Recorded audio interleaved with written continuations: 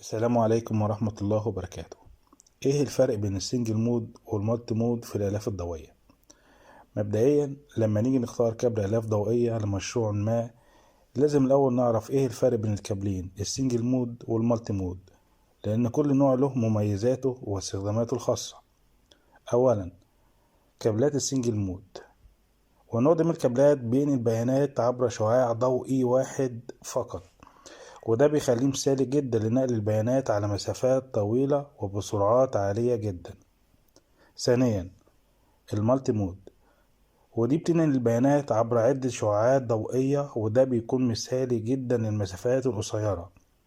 والنوع ده من الكابلات بيتم استخدامها في الربط بين السيرفز والسويتشز وأجهزة الشبكات في المباني والمواقع الداخلية، وبتكون مناسبة جدا لأنظمة المراقبة والأمان اللي بتتطلب سرعات عالية جدا، ولكن لمسافات أقصر زي اللان والسان والداتا سنتر. ودي بعض الاختلافات الجوهرية. أولا، قطر الكور، تحتوي ألياف السنجل مود على قطر كور أصغر، وده بيكون حوالي 9 مايكرون، في حين تحتوي ألياف المالتي مود على قطر كور أكبر ويتراوح بين 50 و 62.5 مايكرون. تاني اختلاف معانا مسافة الإرسال، تستطيع ألياف السنجل مود نقل الإشارات على مسافات طويلة جدا مع فقدان إشارة أقل، وده بسبب إن بداخلها إشارة واحدة فقط، فبيقلل تشتت الضوء بداخلها، وده بيجعلها مناسبة أكتر لمشاريع نقل الإشارة على مسافات طويلة. أما ألياف المالتي مود فهي مناسبة أكتر للمسافات القصيرة بسبب تشتت الضوء اللي بيزيد مع المسافات الطويلة، فالمفروض المسافات القصيرة أفضل.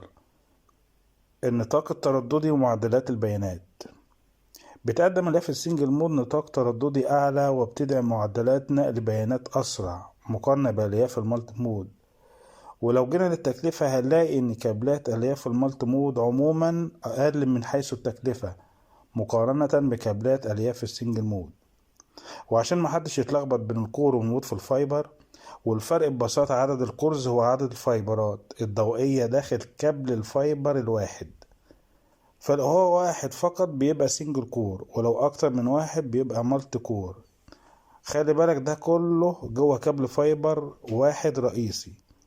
أما المود هو هل تقدر تبعت إشارة واحدة فقط في الكور الواحد، وده بنسميه سنجل مود، ولا ممكن تقدر تبعت أكتر من إشارة، وده بنسميه مالتي مود.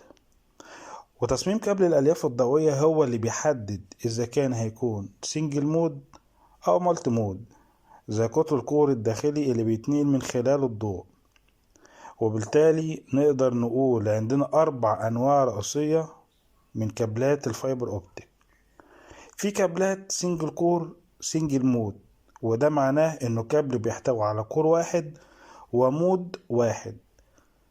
وفي كابل سنجل كور مالتي مود، وده معناه إنه كابل واحد بيحتوي على كور واحد وبيدعم أكتر من مود.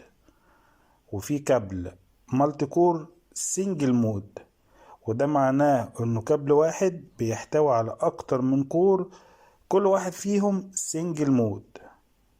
وفي كابل مالتي كور مالتي مود، وده معناه انه كابل واحد بيحتوي على اكتر من كور. وفي كابل مالتي كور مالتي مود، وده معناه انه كابل واحد بيحتوي على اكتر من كور وكل كور بيدعم اكتر من مود. الخلاصة هنا، إذا كان لديك حاجة لمسافات طويلة جدا وتريد ضمان أقل في معدل فقدان الإشارة وأفضل أداء ممكن، فعليك باختيار سنجل مود.